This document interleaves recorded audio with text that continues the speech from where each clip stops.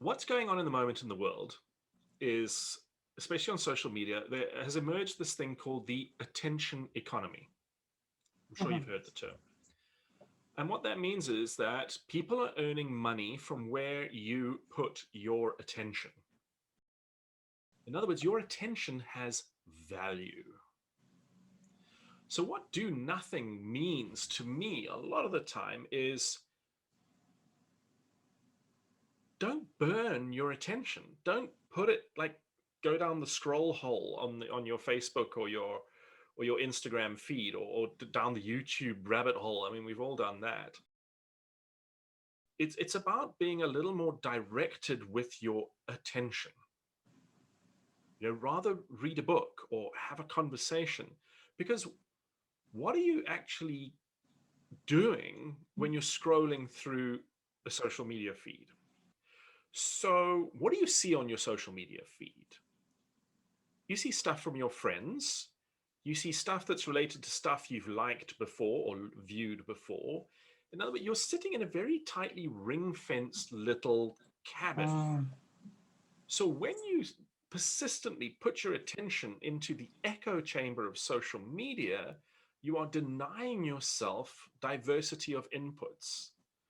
You are essentially only seeing stuff that you already know, that you already agree with, that you already like. Now, what happens when you do nothing instead of scrolling through social media? You get restless, you get antsy, you want to do something, you want to go read a book, you want to, your brain kind of comes a little bit unmoored.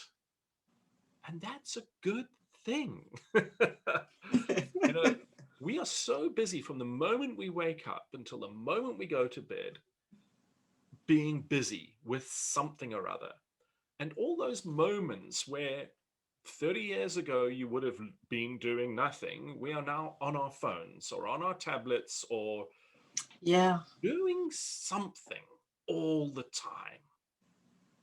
Now, this is so important because the brain state that is required for creative thinking requires mental quiet. Now, when you think, your neurons fire and your neurons make a noise. They go snap, crackle, pop. Luckily, you can't hear it. That's why we're not on those. So if you're just thinking about, oh, look at that dress she's wearing. Oh, what a tart. Tens and thousands of neurons are firing in your brain. When you have an aha moment, when you go, oh, I got the solution to that issue I was thinking about last night, it fires off a few hundred, maybe a few thousand at most. Now, if you're constantly thinking, you're pretty much just not going to hear that aha moment going off in your head. So that's the first really big thing. The second condition of creative thinking, the mind state of, is that you need to be inward looking. Now, scrolling and constantly doing is the complete opposite of being inward looking. It's outward looking. In fact, it's doing your best not to be inward looking, because that could be uncomfortable. So let's go look out and do things in the world. Let's go do things in the world. But if you want to be a creative thinker, you need to have introspection. You need to be busy with what you already know and how you feel about things and what you actually think about the world. The third condition of creative thought is that you need to be slightly happy. And I guess that would be phrased better as just saying not experiencing any negative emotions. So you shouldn't be stressed or anxious or angry or riled up or outraged, as we all are on social media. Instead, you need to be, well, quite content. And the last condition is that you mustn't be trying too hard. And what are we doing on social media? Presenting our very best self. Now, in the shower, you're definitely not trying too hard because you've showered a few times before. You're definitely slightly happy because it's warm and it's comfy and it's like, ooh, negative ions, whoa, charges the soul, lovely. You're definitely inward looking because you're in an enclosed box and you don't really want to be interrupted because you're naked, so you're just thinking about your own stuff.